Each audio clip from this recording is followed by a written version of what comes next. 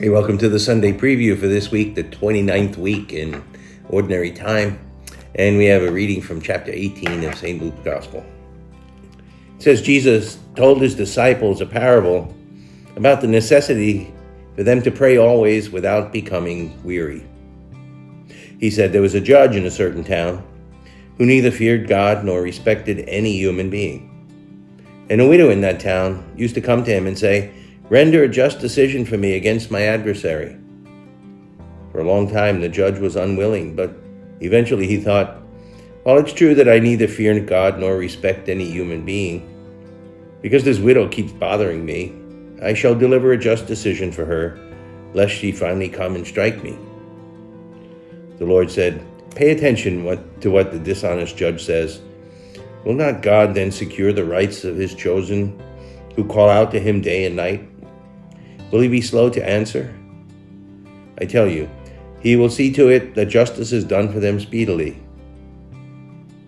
But when the Son of Man comes, will he find faith on the earth?"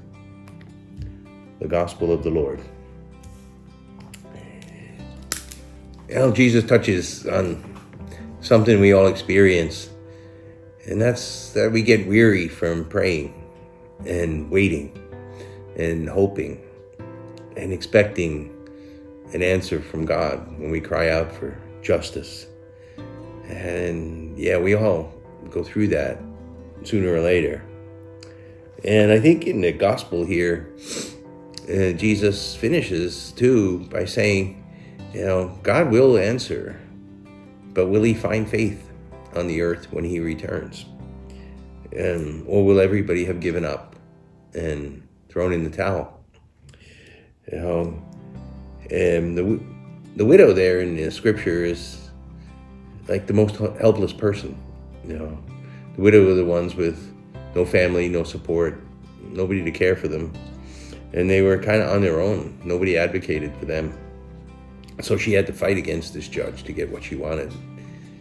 And so sometimes we look at this as like, okay, if we nag God enough in our prayer, he'll finally give in and give us what we want. But that's not really at all what's going on here. It's the widow recognizing that she was helpless, and she's putting all her trust in God.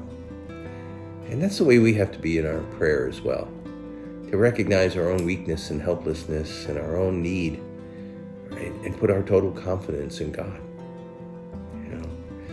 In the Garden of Gethsemane, Jesus tells the apostles to watch and pray, lest evil win. And sure enough, the plot against Jesus was underway, and the guards were coming out to arrest Jesus. The apostles fell asleep. They didn't pray.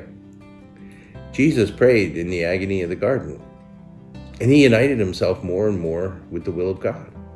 And he was had his heart matched up with the heart of God the Father. And when the evil came, Jesus was able to face it and do what the Father wanted him to do, which was offer his life.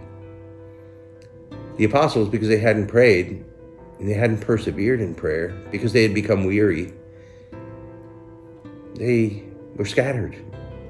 First, they tried a little bit of resistance and violence, but they were overcome very quickly. That didn't work. And then they all ran away in different directions. And they left Jesus alone. So when we don't pray, we weaken ourselves. When we do pray, we're uniting ourselves with God. And then he'll act through us, and he'll strengthen us. But we've got to persevere and not become weary.